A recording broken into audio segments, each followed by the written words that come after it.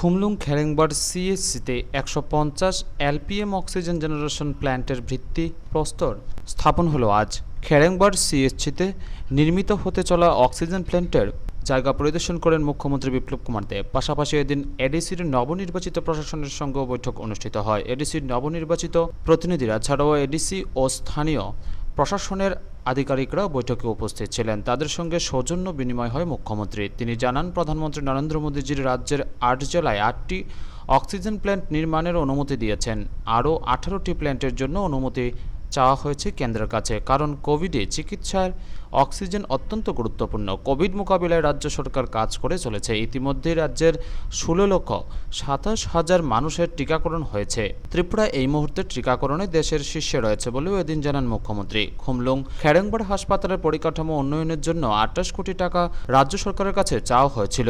সরকার তা বিবেচনা করে অতিরিক্ত ২ কোটি টাকা যুক্ত করে ৩০ কোটি টাকা দেওয়ার সিদ্ধান্ত নিয়েছে জানান মুখ্যমন্ত্রী। রাজ্য সরকারের কাছে এডিসির তরফে দাবি জানানো হয়েছিল এই হাসপাতালকে ৫০ বেড থেকে উন্নীতকরণের জন্য। রাজ্য সরকার সিদ্ধান্ত নিয়েছে এই হাসপাতালকেও ১৫০ বেডে উন্নীত করা হবে। মুখ্যমন্ত্রী বলেন, জনজাতিদের স্বাস্থ্য সুরক্ষা রাজ্য সরকারের কাছে অগ্রাধিকারের বিষয়। তেমনি শহর গ্রামের সম উন্নয়নও রাজ্য সরকারের দৃষ্টিভঙ্গি। আমি আমার নবনির্বাচিত এডিসি সিএম পূর্ণচন্দ্র জমাতিয়া মহোদয়, এডিসির যে চেয়ারম্যান রয়েছেন, প্রেসিডেন্ট जारू नेता जगदीश देवबर्मा महोदय और जिनार कठोर परिश्रमे एखाने बड़ मात्राय निर्वाचित हये सदस्यरा एसेछेन आमादेर राज्येर गौरव एवं आमादेर पुरो देशेर मध्य भारतवर्षेर पुरानो डायनेस्टिर 5 डायनेस्टिर मध्य एकटा त्रिपुरार राज परिवार तार जे मूल व्यक्ति महाराज प्रद्योत किशोर माणिक्य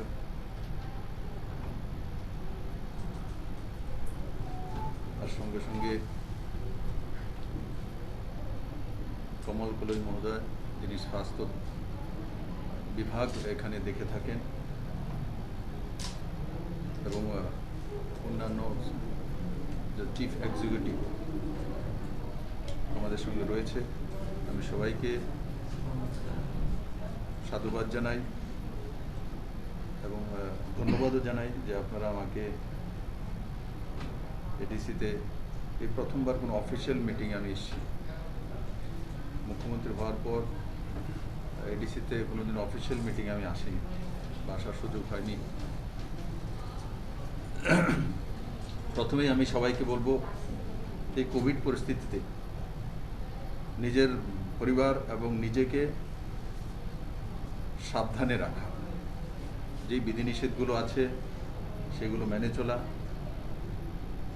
আর তবেই আমরা মানুষের জন্য কাজ করতে পারবো। আজকে যে আমরা অঙ্গীকারবদ্ধ হয়েছি যে আমরা ডেভেলপ করব, কাজ তখনই করতে পারবো যখন আমার জীবনটা থাকে। আমরা লক্ষ্য করেছি এই কোভিড পরিস্থিতিতে দ্বিতীয় যে ঢেউ, তার মধ্যে অনেক আমাদের মিত্র আমরা কল্পনা করতে পারিনি আমাদেরকে ছেড়ে চলে গেছে।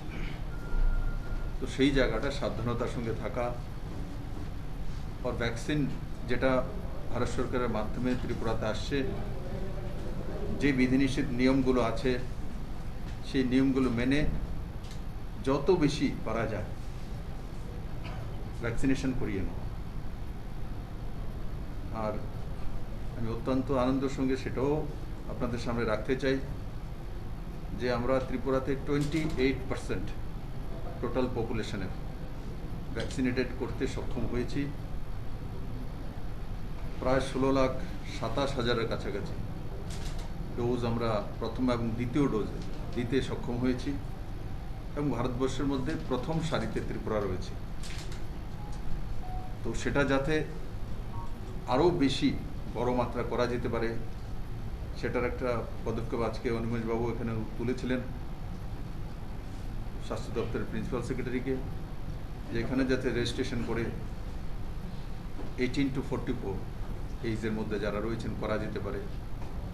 তো তৎক্ষণাৎ ত্রিপুরা সরকারের স্বাস্থ্য দপ্তরের যে প্রিন্সিপাল সেক্রেটারি সেই অনুমতি দিয়ে দিয়েছেন। আমি আশা করি তাতে কুমুলুং নেই শুধু, তার আশপাশের যে এলাকাগুলো উপকৃত হবে। বন্ধুরা, আজকের এই কোভিড পরিস্থিতিতে সবচাইতে প্রয়োজনীয় যেটা হচ্ছে সেটা হচ্ছে অক্সিজেন। আমরা কোনোদিন ভাবিনি যে অক্সিজেন প্লান্ট লাগাতে হবে, কিন্তু এই পরিস্থিতি আমাদেরকে দেখিয়ে দিয়েছে যে শ্বাস প্রশ্বাস নেওয়ার জন্য, জীবনে বেঁচে থাকার জন্য আমাদের পর্যাপ্ত অক্সিজেন দরকার হয়। আর কোভিড পরিস্থিতিতে যখন আমাদের লাঞ্চের মধ্যে সবচেয়ে বেশি অ্যাটাক হয়, তো তার জন্য অক্সিজেন চাই বড় মাত্রায়। তো এখানে ত্রিপুরা সরকারের বাজেট থেকে, সেটা সেন্ট্রাল গভর্নমেন্টের কোনো স্কিমে না হয়, ত্রিপুরা সরকারের বাজেট থেকে প্রায় 1.5 কোটি টাকা খরচা করে অক্সিজেন প্লান্টের ব্যবস্থা করা হচ্ছে। আমি আশা করি জুলাইয়ের মধ্যে সেই অক্সিজেন প্লান্ট তৈরি হয়ে যাবে। এই হসপিটাল আমি বসে আছি, সেই হসপিটাল 50 বেডের হসপিটাল, সেটাকে 10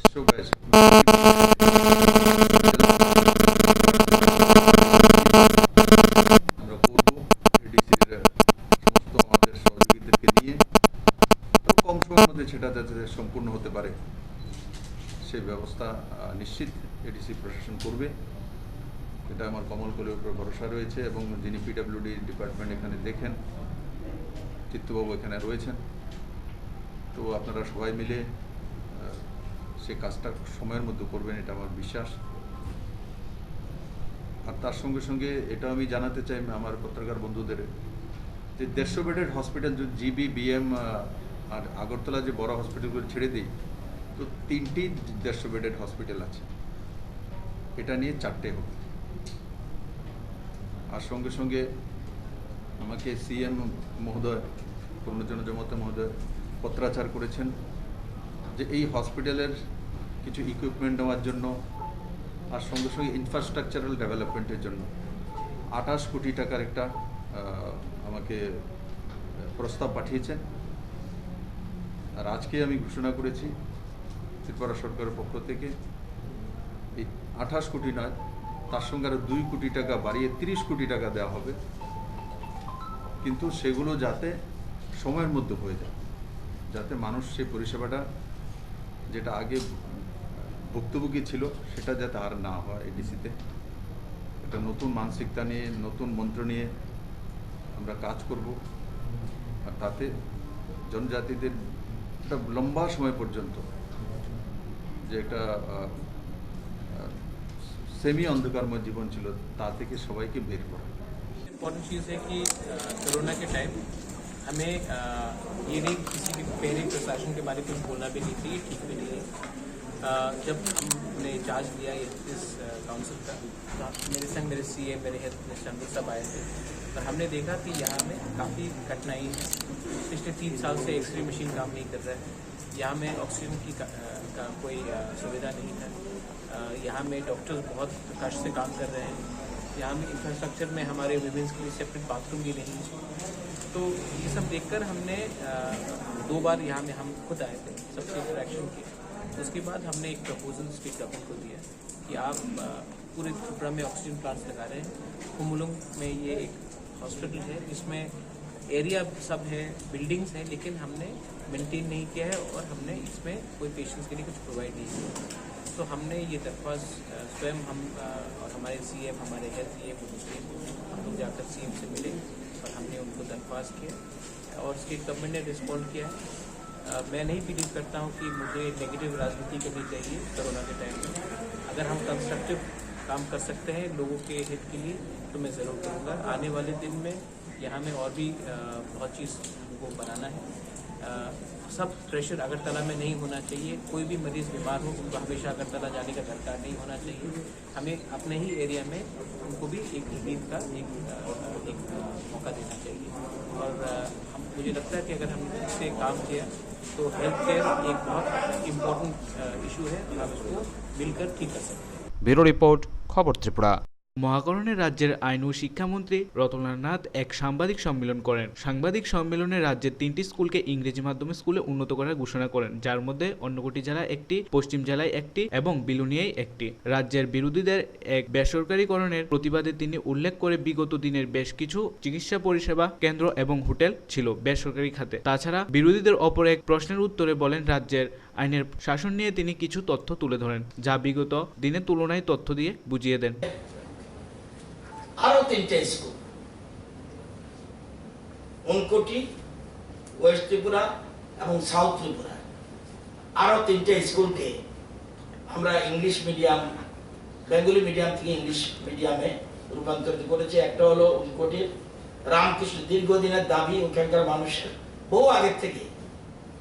আমি বিধানসভা, আপনারা নিশ্চয় বিধানসভা কভার করেছেন, বিধানসভার একটা অধিবেশনে বলেছিলাম কোন এমএলএ কোন বিধানসভা কেন্দ্রের, যে কোনো বিধানসভা কেন্দ্রের ইংলিশ মিডিয়াম স্কুল দরকার, আপনারা এখানে বলুন, সেখানে আমরা অ্যালাউ করে দেব। যারা যারা বলেছে সাথে সাথে আমরা করে দিয়েছি। এখন বিভিন্ন এলাকা থেকে ডিমান্ড আসছে, সেই অনুযায়ী এখন আজকের মাধ্যমে, আপনাদের মাধ্যমে আজকেও বলছি, যে কোনো জায়গায় সেখানে যদি পরিস্থিতি দেখি ঠিক আছে, সেই স্টুডেন্ট স্ট্রেংথ দেখে ইংলিশ মিডিয়াম করতে আমাদের কোনো আপত্তি নেই। আপনারা জানেন এর মধ্যে 29টা সিবিএসই স্কুল আমরা অনুমোদন পেয়েছি, আগে 20টা, পরে 9টা। এখানে উনকোটি জেলায় রামকৃষ্ণ শিক্ষা প্রতিষ্ঠান ক্লাস 12 স্কুল কৈলাসহর উনকোটি ত্রিপুরা, এটাকে আমরা করেছি। এটা ক্লাস 6 থেকে ইংলিশ মিডিয়াম স্টার্ট হবে। ওয়েস্ট ত্রিপুরায় মহাত্মা গান্ধী স্কুল, যেটা কলেজ টিলা, এখানে Mahatma Gandhi Memorial class 12 school college টিলা আগরতলা, ওইটাকে ক্লাস 1 থেকে আমরা ইংলিশ মিডিয়াম শুরু করব। সাউথ ত্রিপুরা দীর্ঘদিনের দাবি Belonia Vidyapith higher secondary school, Belonia south Tripura, সেটাকে ক্লাস 6 থেকে আমরা শুরু করছি। এবং সবগুলি একাডেমিক ইয়ার 21-22 একাডেমিক ইয়ারে এই 3টা স্কুলকে আমরা ইংলিশ মিডিয়ামে রূপান্তর করেছি। সমালোচনা করতে হবে, অর্থাৎ বিজেপি যেটাই করুক তার বিরোধিতা করতে হবে। কিভাবে নির্লজ্জের মতো এই যে ডিভাইন টাচ অ্যান্ড জিঞ্জারে কিভাবে বললো বেসরকারীকরণ, এটার নাম বেসরকারীকরণ। চিন্তাধারাও নেই, আগের মতো নিপুণ বাবুর মতো ক্লাসের চিন্তাও করে না, ওরা কিচ্ছু নেই। অথচ বলছে শাসক দলের উপর হাত গড়ানোর জন্য শাসক দলের দিকে অঙ্গুলি দিচ্ছে। এ হলো টোটাল আপনাদের আইনের শাসনের চিত্রটা, crime against women and other crimes, total চিত্র কি আপনারা এখান থেকে ফটোগ্রাফও নিতে পারবেন, এতে পাবলিক ডকুমেন্ট, কোনো অসুবিধা নেই। ব্যুরো রিপোর্ট, খবর ত্রিপুরা। করোনা কারফিউ দ্বিতীয় দফায় কারফিউ শুরু হয় আজ থেকে। আগরতলা মিউনিসিপ্যালিটি কর্পোরেশন এলাকায় বিভিন্ন নাকা পয়েন্ট সহ রাস্তায় চলছে গাড়ি তল্লাশি। খবর ত্রিপুরা ক্যামেরা এক ঝলকে দেখা যাক তার চিত্র।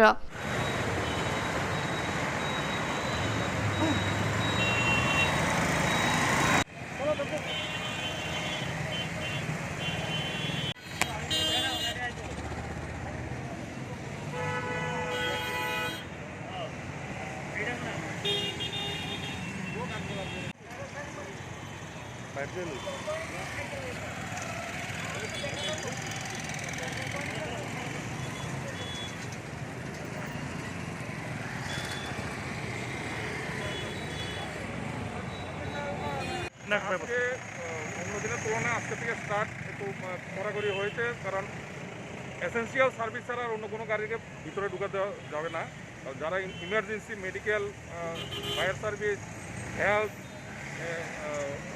মিউনিসিপ্যালিটি মানে কর্পোরেশনের গাড়ি, ওইগুলোকেই দেওয়া হবে। আর বাকিটারে যদি কেউ ঢুকতে চায় পাস নিয়ে যাতে ঢুকে, প্রয়োজনে পাস নিয়ে যাতে তারা ভিতরে ঢুকে, ওই চার্জটা দেওয়া হবে। সকাল থেকে তো মোটামুটি অন্য দিনের তুলনায় একটু কম, তাও চেষ্টা করছি আরও কমানোর জন্য, যাতে অতিরিক্ত কোনো গাড়ি, অটো, টমটম, ওইগুলো রিক্সা ঢুকতে দেওয়া হচ্ছে না। প্লাস সরকারি গাড়ি ছাড়া সিভিলিয়ান, যেটা এসেন্সিয়াল, ওদেরকেই একমাত্র দেওয়া হচ্ছে আসার জন্য। ব্যুরো রিপোর্ট, খবর ত্রিপুরা। সারা রাজ্যের সাথে সোনামুড়া মহকুমার আজ থেকে শুরু হয়েছে করোনার দ্বিতীয় কারফিউ। সকাল 6টা থেকে দুপুর 12টা পর্যন্ত নিত্য প্রয়োজনীয় যেমন সবজি, মাছ, মাংস এবং মুদি দোকান খোলা ছিল।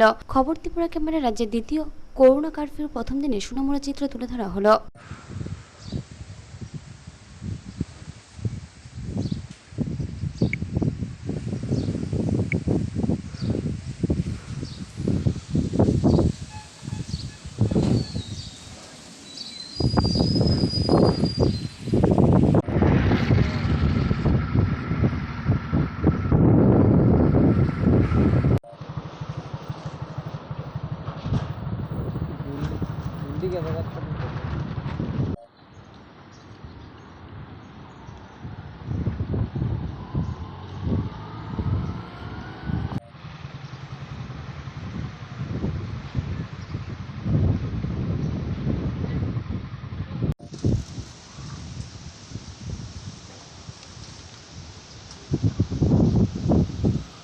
রিপোর্ট খবর ত্রিপুরা।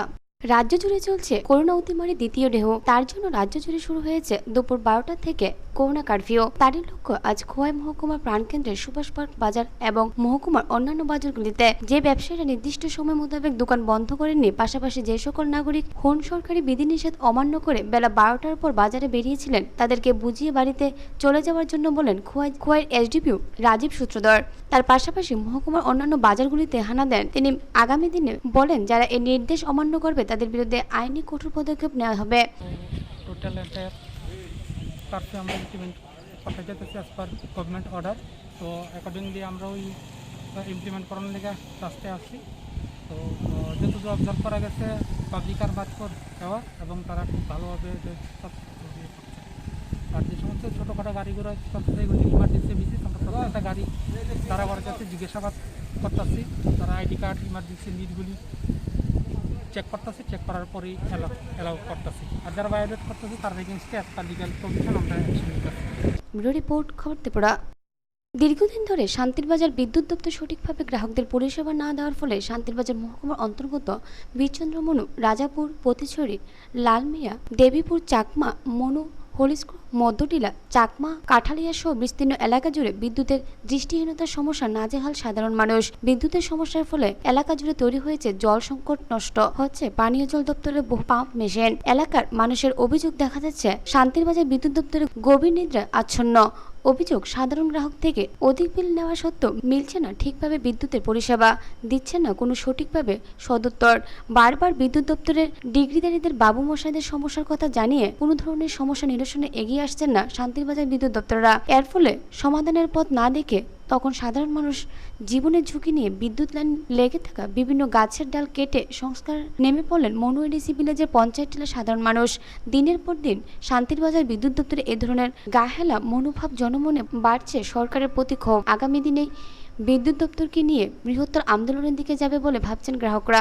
আমরা গ্রামের ছেলে, আমরা বিদ্যুৎ পরিষেবা কাজ করার আগে বিদ্যুতের লোকেরা কাজ করতে আসে না, গ্রামের ফুলাবান বাড়িয়ে কাজ করতে আছে। তারা কি করতে আছে? তারা বিদ্যুৎ সংস্থারে যদি না করে তারা অফিসে থাকে লাভ কি? আমরা বিল নিতেছেন আপনার থেকে? বিল তো মাসে মাসে বিল দিতে 10 টাকা, বিল নেওয়ার লাগে 20 টাকা।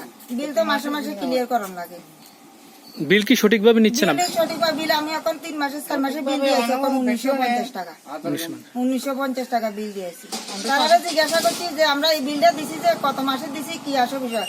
আমরা এটার জন্য জানতে হলে শান্তিবাজার যাওয়া লাগবে, এখানে দিতে দেখাইতো না। তারা কি সঠিকভাবে আপনাদের জানায় না? না, তারা এখানে কিছুই নাই। আমরা যখন জিজ্ঞাসি শান্তিবাজারে জিজ্ঞে যেতাম, তাহলে এখন শান্তিবাজার যাইতে হলে আমরা আপডাউন 40 টাকা লাগবে, না তো গাড়ি রিজার্ভ লাগবে, যেহেতু বন্ধ। তারা এখানে থাকে, তারা ওইটা বাইর করতে জানে। 62 টাকা কোনো দাম নাই। জন বিল করতে আছে কইছে আমি কত মিনিট কর 10 মিনিট, তো যখন বিল দিয়ে গেছে কর 712 টাকা। কেমন হইলো টোটাল হিসাব? টোটাল হিসাব কেমন লিখে লিখে হইবেন টোটাল হিসাব, ঠিক আছে নি? কত মিনিট হয়েছে আপনি আমার কইবেন তো? আমরা তাও গেছি আমার টোটাল হিসাব দিলে কে হইবে নি? ঠিক করা কথা নাকি? আমরা কি জনসাধারণ ব্যবহার করে দেখতে গেলে কি আমরা যেমন তেমন বিল করে দিও না, তাহলে কেমন হইব? বিদ্যুৎ ঠিক মতো থাকে নাই আপনারা এখানে? বিদ্যুৎ তো থাকে না তো ঠিক মতো। আর যে গ্রামে ফলাফানেও কাজ করছে,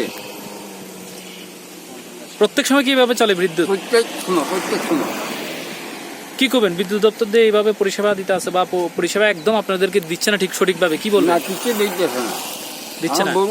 বার কইতাছে। এখন বিলটা দেন আপনাদের এইভাবে করছে, আপনি কি চাইবেন? আমার বিলটাকে ঠিক করে দেওয়ার করছি, সঠিক বিল আমার কত হয়েছে আপনি দেখেন। আমরা এখানে আজকাল 4-5 দিন ধরে বিদ্যুৎ আইয়ে যায়, আমরা জলের জন্য পাইতে আসি না। দীর্ঘদিন আমরা জলের ভুগতে আছি। কারেন্টটা দিলে জায়গা দিনে যেরকম রাত্রে এরকম, গরমের জন্য ঘুমাইতে পারি না, আর জল তো একবারে পাইতে আসি না আমরা।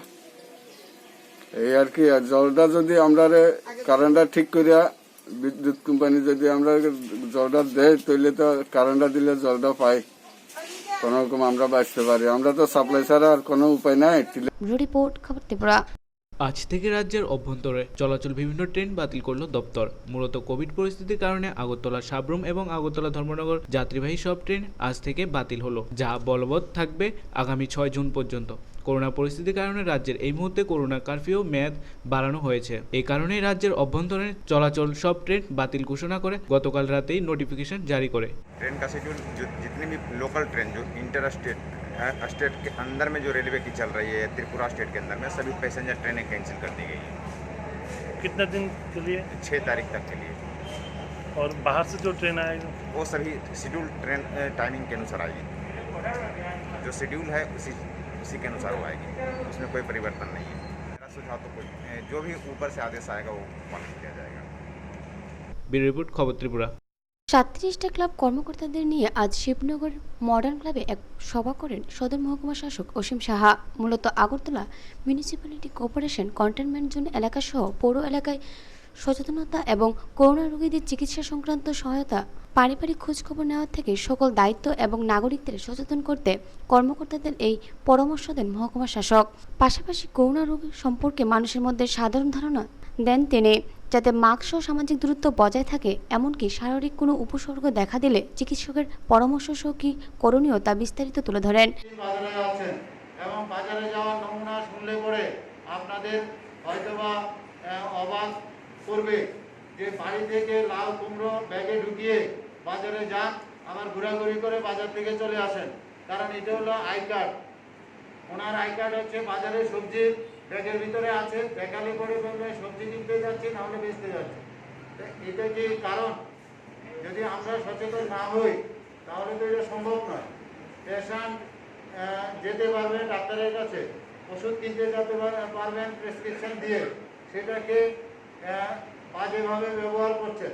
সবাই করছেন তা নয়, একটা অংশ করছেন, যার ফলে আবার এই ছাড়ের যে রাস্তাগুলি আছে সেই রাস্তাগুলিকে আমরা অসৎ উপায় অবলম্বন করে রাস্তায় বেরোচ্ছি, নাহলে পুলিশ, দারোগা এবং প্রশাসনের লোক দিয়ে মানুষকে আটকাতে হচ্ছে। এমন কি হয়েছে প্রত্যেকে জানেন করোনার কি ভয়াবহতা। তাহলে আমরা যদি নিজে সাবধানতা অবলম্বন করি, পরিবার পরিজনকে আত্মীয়কে বাঁচানোর জন্য নিজেরা ঘরে থাকি এবং একজন বাজারে গিয়ে অন্তত 2-3 দিনের জিনিস নিয়ে আসতে পারে, তাহলে তো প্রতিদিন বাজারে যেতে হয় না।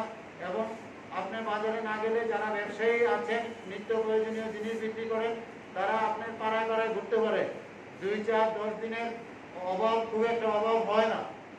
গভর্নমেন্টের তরফ থেকে হোম আইসোলেশনে যারা পজিটিভ কেস আছেন এবং অন্তর্দয় এবং পিজি কার্ড আছেন, তাদেরকে 1,500 টাকা গভর্নমেন্ট সাহায্য করে, এটা স্বীকৃত। আমরা সেই লিস্ট আমরা পাই না, কারণ অনেকেই টেস্ট করেন না, ঘরে বসে থাকেন, টেস্ট করেন না, ওনাদের টেস্ট রিপোর্ট নেই। টেস্ট থাকলে পজিটিভ কেস হলে আমরা তো সাহায্য করতে পারি। ব্যুরো রিপোর্ট, খবর ত্রিপুরা। শান্তিরবাজার মহকুমার অন্তর্গত মনাপাথর বাজার সংলগ্ন এলাকায় ব্রিজের পাশে সামান্য বৃষ্টিতে মাটি ভেঙে পড়ছে। এতে করে যে কোনো সময় ঘটে যেতে পারে বড়সড় দুর্ঘটনা। এ নিয়ে এলাকাবাসী ও বাজারের সমস্ত লোকজন চাইছে দ্রুততার সহিত রাস্তার পার্শ্ববর্তী জায়গাটি মেরামত করা হোক। রাস্তার পার্শ্ববর্তী এলাকা ভগ্নদশায় পরিণত হবার খবর পেয়ে বৃহস্পতিবার ঘটনাস্থলে পরিদর্শন করেন জাতীয় সড়ক নির্মাণকারী সংস্থার আধিকারিকরা। ওনারা জাতীয় সড়কের পার্শ্ববর্তী এলাকায় ভগ্নদশা থাকার চিত্রটি পরিদর্শন করেন। আধিকারিকরা এই জায়গাটি দ্রুত দ্রুততার সহিত মেরামতের আশ্বাস দেন। এখন দেখার বিষয় কবে নাগাদ এই জায়গাটি মেরামত করা হয়। এদিকে তাকিয়ে আছে মনাপতর বাজার এলাকার লোক। टेकअप करेंगे अभी तुरंत, इसीलिए हम साइट देखने के लिए आया था। हमारा नॉलेज में आगे तुरंत काम करेंगे। ठीक है सर, आपका नाम? हम जनरल मैनेजर है PMU उदयपुर का NHADCL। জনেরা ব্যুরো রিপোর্ট, খবর ত্রিপুরা। সোনামুড়া মহকুমার মোহনবুগ আরডি ব্লকের অন্তর্গত দশরথবাড়ি এডিসি ভিলেজের 4 নম্বর ওয়ার্ডের মধুচরণ করাতিছড়া নারায়ণ দেবনাথ তিনকানি পুকুরে বিষ ঢেলে দেওয়া হয়, যার ফলে পুকুরে মাছ মরে পচে দুর্গন্ধ তৈরি হয়। পুকুরের মালিক নারায়ণ দেববর্মার বাড়ির কাছ থেকে পুকুরটা অনেকটা দূরে। প্রথম দিকে তিনি এই খবর পাননি। পরে নারায়ণ দেববর্মা তার পুকুরের কাছে গরু রাখতে গিয়ে কোনো এক লোকের পুকুরের মালিককে খবর দেন। পুকুরের মালিক নারায়ণ দেববর্মা এই ঘটনা দেখে অত্যন্ত হতাশ হয়ে পড়েন। অনুমান করা হচ্ছে গত সোমবার মঙ্গলবার তার পুকুরে বিষ দিয়েছে। তিনি খবর পান বুধবার বিকেলে, যার ফলে পুকুরের মাছগুলি পচে মরে দুর্গন্ধ তৈরি হয়েছে। পুকুরের মালিক একটি মাছও বিক্রি করতে পারেননি। প্রায় 2 লক্ষ টাকার তার মাছ মারা গেছে। পুকুরের মালিক নারায়ণ দেববর্মা সোনামুড়া থানাতে অভিযোগ করেছেন।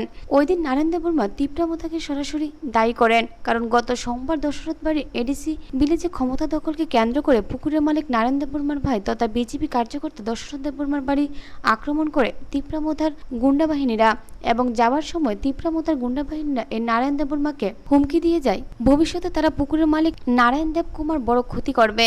এজন্য পুকুরের মালিক তার পুকুরের বিষ দিয়েছে তীব্রামতার গুন্ডারা বলে অভিযোগ করেন। সোমবারে তীব্রামতার যে লোক পোলাপাইন, যুবক পোলাপাইন ছোট ভাইয়ের হেন যে গাড়ি টাড়ি বাইক ট্যাক ভাঙ্গিয়া। ছোট ভাইকে এটা? এই দশরথ দেববর্মা। ও আচ্ছা আচ্ছা আচ্ছা। দশরথ দেববর্মা ছোট ভাই আর ভাগিনার যে মিঠু, হ্যাঁ,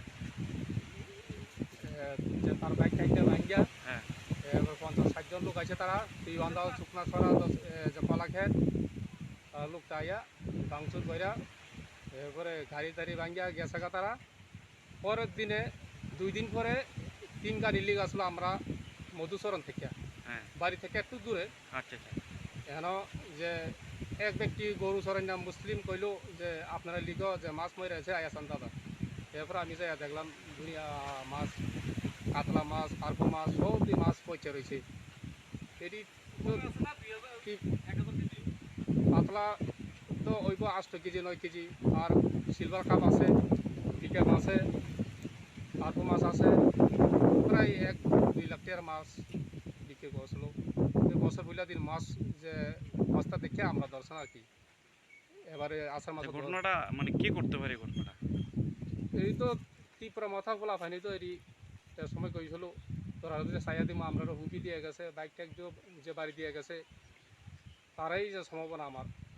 আচ্ছা, তো এই বিষয়ে থানাত আপনারা জিডি হয়েছে? জিডি এন্ট্রি হয়েছে যে সোনামুড়া, এটি যে থানার লোক তদন্ত করে চাক। ক্ষয়ক্ষতি পরিমাণটা কত হইব? ওই তো 2-2.5 লাখ টাকা মাছ। ব্যুরো রিপোর্ট, খবর ত্রিপুরা।